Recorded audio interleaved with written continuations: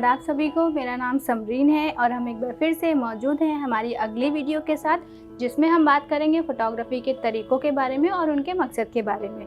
जैसे कि हम सभी को पता है कि आज के समय में हर किसी के पास स्मार्टफ़ोन है, तो ऐसे में फ़ोटोग्राफ़र बनने के कई सारे तरीके भी मौजूद हैं। बहुत सारे युवा फ़ोटोग्राफ़र कई तरह के तरीक़ों का इस्तेमाल करके बहुत सारे तरीक़ों की फ़ोटोग्राफ़ी भी कर रहे हैं।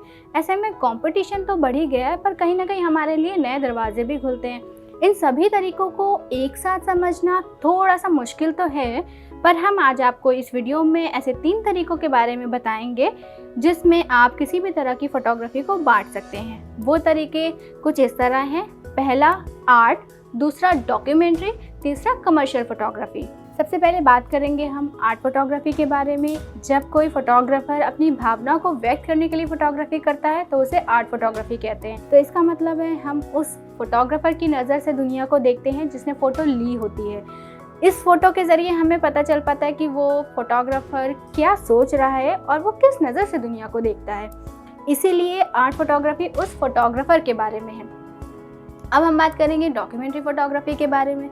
डॉक्यूमेंट्री फ़ोटोग्राफ़ी में जब कोई व्यक्ति अपने आसपास हो रही किसी घटना को, किसी चीज़ को उसी स्थिति में कैप्चर करता है, उसी तरह कैप्चर करता है जैसी वो हूबहू हमारी नज़रों के सामने हो रही होती है, तो वो डॉक्यूमेंट्री फ़ोटोग्राफ़ी है। इसका सबसे आसान उदाहरण है वो व्यक्ति जो रिपोर्टिंग करता है किसी न्यूज़ चैनल के लिए, किसी मैगज़ीन के लिए या फिर किसी न्यूज़पेपर के लिए। ऐसे व्यक्तियों को हम डॉक्यूमेंट्री फ़ोटोग्राफ़र कहते हैं। इसीलिए डॉक्यूमेंट्री फ़ोटोग्राफ़ी उस विषय या फिर उस चीज़ के बारे में है जिसकी फ़ोटो खींची गई होती है। अब हम बात करेंगे कमर्शियल फ़ोटोग्राफ़ी के बारे में। कमर्शियल फ़ोटोग्राफ़ी जब हम किसी तीसरे व्यक्ति या फिर किसी कस्टमर के लिए फ़ोटोग्राफ़ी करते हैं तो वो कमर्शियल फ़ोटोग्राफ़ी में आती है, जिसमें किसी व्यक्ति को या फिर किसी चीज़ को प्रचार प्रसार करने के लिए फ़ोटोग्राफ़ी की जाती है। इसका हम आसान भाषा में अगर समझें तो जब हम किसी प्रोडक्ट की, किसी फैशन की या फिर किसी वेडिंग की फ़ोटोग्राफ़ी करते हैं तो हमारा वो कमर्शियल फ़ोटोग्राफ़ी में ही आता है।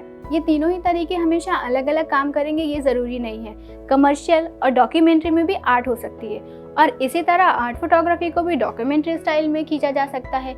हाँ, ये सुनने में थोड़ा अटपटा ज़रूर लग रहा होगा, पर आइए एक फ़ोटो देखते हैं और उसके ज़रिए और बेहतर तरीके से समझते हैं। ये फ़ोटो डोरोथिया लैंग नाम की एक अमेरिकी फ़ोटोग्राफ़र ने खींची थी, जिसका नाम है द माइग्रेंट मदर, यानी एक प्रवासी माँ। इस फ़ोटो को विवादों से होकर गुजरना पड़ा क्योंकि डोरोथिया को एक प्रोजेक्ट के तहत इस फ़ोटो को डॉक्यूमेंट्री स्टाइल में खींचना था, लेकिन कुछ लोगों को लगा कि उन्होंने इस फ़ोटो को आर्ट स्टाइल में खींचा है। अब डोरोथिया की जगह अगर आप अपने आप को रखकर सोचें, आपको ऐसी फ़ोटो लेनी हो और आप उस महिला के पास जाकर उनसे पूछें कि क्या हम आपकी कुछ फ़ोटोज़ ले सकते हैं। आप अपना काम करते रहिएगा, हम आपको डिस्टर्ब नहीं करेंगे, हम आपको परेशान नहीं करेंगे। तो इस तरह से की गई फ़ोटोग्राफ़ी डॉक्यूमेंट्री फ़ोटोग्राफ़ी कहलाती है। पर अगर आप इन महिला को इस तरह बिठालते हैं और उनसे कहते हैं कि आप अपने दोनों बच्चों को इस तरह से अपने बगल में खड़ा कर लें, तो ये आपकी आर्ट फ़ोटोग्राफ़ी कहलाएगी। जब आप किसी व्यक्ति को अपने हिसाब से बिठालते हैं, खड़ा करते हैं या कहीं पर रहने को बोलते हैं, तो वो आपकी आर्ट फ़ोटोग्राफ़ी कहलाती है। अब एक संभावना ये भी बनती है कि डोरोथिया ने इस फ़ोटो को डॉक्यूमेंट्री स्टाइल में ही खींचा है, पर उन्होंने इस तरह के किसी मोमेंट का इंतज़ार किया है। तो इसका मतलब है उन्होंने आर्ट और डॉक्यूमेंट्री दोनों तरीक़ों का इस्तेमाल करके इस फ़ोटो को खींचा है और इसमें कोई गलत बात नहीं है। इसका मतलब ये है कि हम एक फ़ोटो को लेने के लिए 2 तरीक़ों का भी इस्तेमाल कर सकते हैं।